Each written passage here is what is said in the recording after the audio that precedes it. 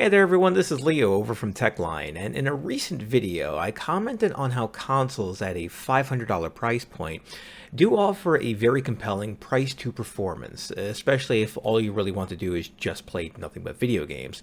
Granted, we're not including things like the television itself, the TV stand, the soundbar, or any accessories like additional controllers or chargers or anything like that, just the base console itself, because obviously when you start talking about PC accessories like the desk, the chair, the monitors that you're using, the speakers, headsets, those numbers can also add up in their own way, but we're just talking about the base hardware just to plug it in and start playing some games on it. So with that in mind, I kind of wanted to try and build what I would consider a viable gaming PC under the cost of what a console costs, which is $500 US, at least when we're comparing to the current top of the line consoles like the PlayStation 5 and the Xbox Series X. With that in mind, I try to see about, well, what can somebody buy at the console cost? And if you're looking at, let's say, pre-built PCs at $500, you're unfortunately not going to find pretty much of anything. You're going to have to start working with third-party sellers like myself who build PCs and try to work things from there. But I decided, with the challenge in mind of going with only $500 as my spending limit, what can I reasonably build using that? And of course it's going to mean that I'm going to have to use a lot of used parts to get that working. For a majority of the build that I did put together here, I did use my old frenemy, the Facebook Marketplace.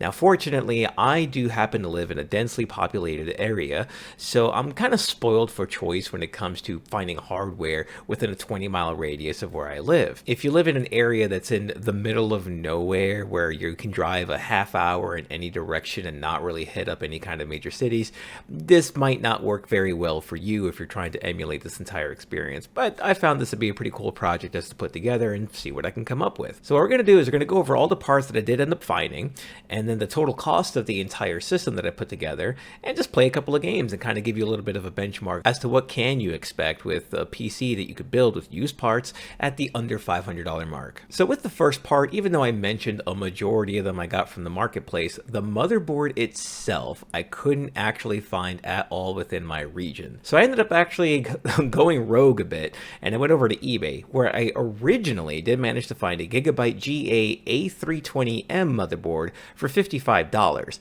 However, after 2 weeks of waiting, it didn't show up. And then when I checked the estimated time of arrival, it was going to take another month for it to show up. And I guess this is kind of the issue that could happen when you're ordering parts from China and they're getting them shipped over here as to whenever they show up. So at that point, I had to just find what I could get, and I ended up getting a ASRock B450M motherboard elsewhere for $80, which was a bit more than what I originally wanted to spend, but this motherboard actually was a lot better. It came with Wi-Fi already built into the motherboard as well, twice the amount of RAM slots, and a couple of other features that actually just makes it significantly better than the Gigabyte board that I originally went for. However, even though I spent $80 on the motherboard, it's still going to keep us under budget. Now, getting this paired up with an AM4 processor, I did want to make sure that I'm working with at least 6 cores, because I think in today's day and age when it comes to gaming, if you want to play anything modern, quad core ain't dealing with it anymore. I think 6 core is going to be good for not only gaming but also just doing regular day-to-day activities on your device.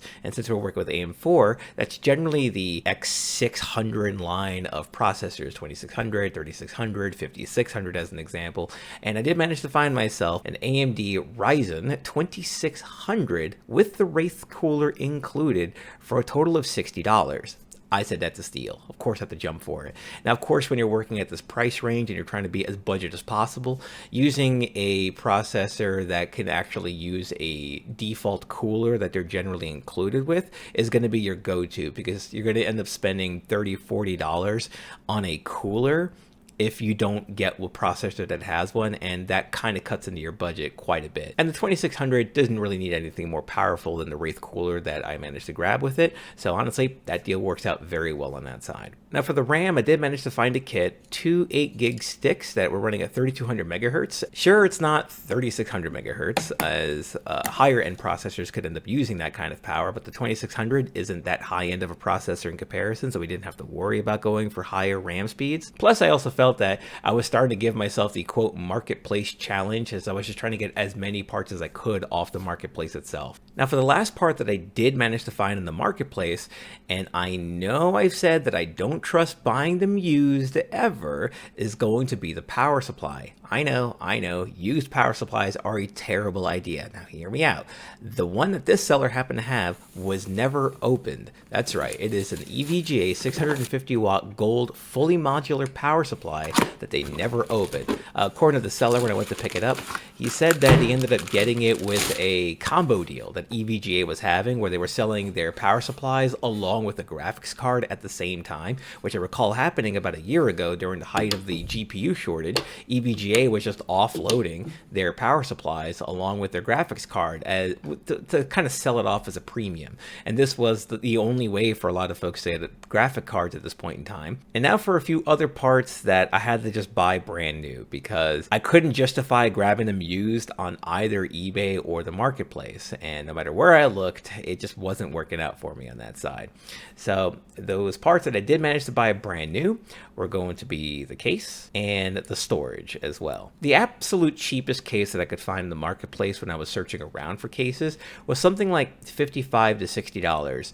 Used, beat up, and sometimes required shipping or me driving there to go pick it up. And honestly, at $60, you could end up finding cases brand new that were on Newegg that would fit your exact needs. Sure, that's like the lowest end cases that you could find, but considering the budget range that we're working with over here, I found that to be pretty okay to deal with, so that's what I went for. And also, the cheapest M.2 drive that I could find even in my area was going for $40, and they were around 256 gigs, which at that point you can install Windows and at today's age, maybe Warzone 2 and then nothing else. So I felt like way too little space for me to justify, and I figured I'm just going to buy a brand new case and I'm going to spend 40-ish plus dollars on a 1 terabyte M.2 drive. So the case that I did end up going with was a budget Cougar MG120G case, which is actually going to be keeping this all blackish aesthetic that I've got going on with this system, as I've realized as I'm starting to build it up, and just a 1 terabyte M.2 drive from Team Group. Now, with every build and budget I work with, I prefer to start off with the video card first, as I find it to be the most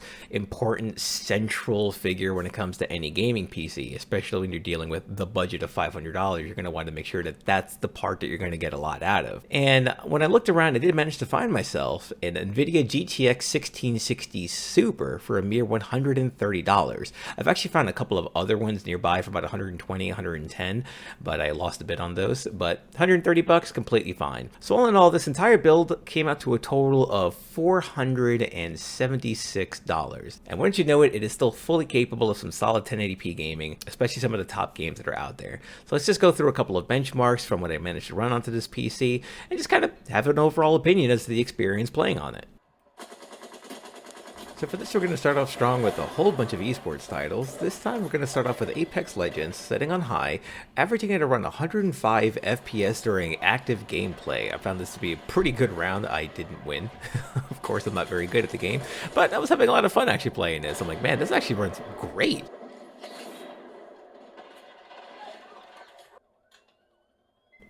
Counter-Strike Go, which they did just announce that Counter-Strike 2 is coming out. Very high frame rate. We just ran a normal benchmark test that was going on there. The console told us it was running at 240 frames per second. Again, totally excited to play this, especially when the sequel comes out this summer.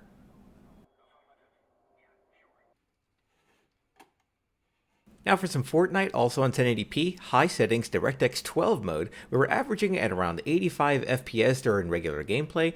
Again, completely solid experience. You could even tone this down a bit if you want to have an even higher frame rate. Didn't even have to turn on any kind of Fidelity FX either, just to get this to run at a pretty decent frame rate.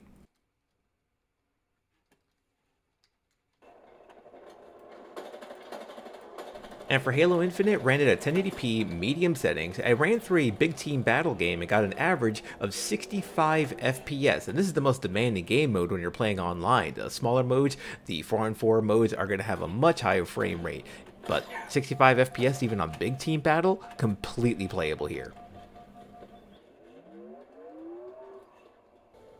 Now, I was trying to do a test in Elden Ring, which I know this graphic card can handle, And the game was just updated to have RTX, as you can see here, but it didn't seem to matter what setting I was running. The game capped itself at 52 frames per second. You saw I switch it over from maximum settings to low, still at 52.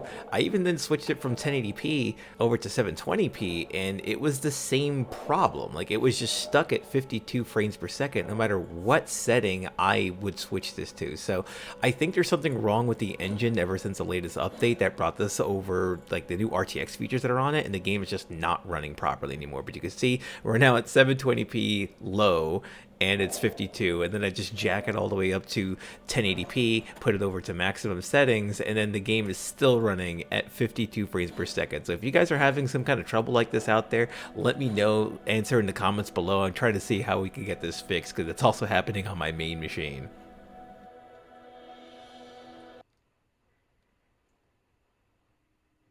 So since Elden Ring wasn't working, I decided to go and fire up one more single-player title, the Resident Evil 4 Chainsaw demo. The game itself fully releases today, actually, as I'm making this video. So I'm excited to play it as soon as it comes out. 1080p, balanced settings, 65 FPS, smooth gameplay. I am already expecting to absolutely love this whole game once it fully releases, but again, for the cost that we're paying for this over here, we're playing modern single-player titles at high 60 FPS. That's fantastic.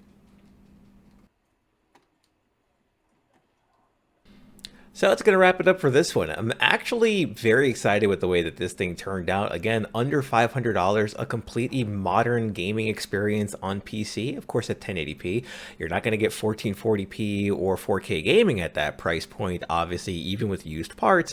But considering that most gamers still play at 1080p at their desk, that's a completely fine sacrifice that you could make for that. So what I do want to try next time, though, is to kind of emulate the console experience and install SteamOS on this very PC, and then throw it up on that TV back there and just kind of see what it feels like to play with that on a couch using a controller. Since it does have Bluetooth and Wi-Fi on it, I can hook up a controller and try it out. So tune in for that one, sign up and subscribe, of course. Leave a comment, like, all that stuff for the algorithm, of course.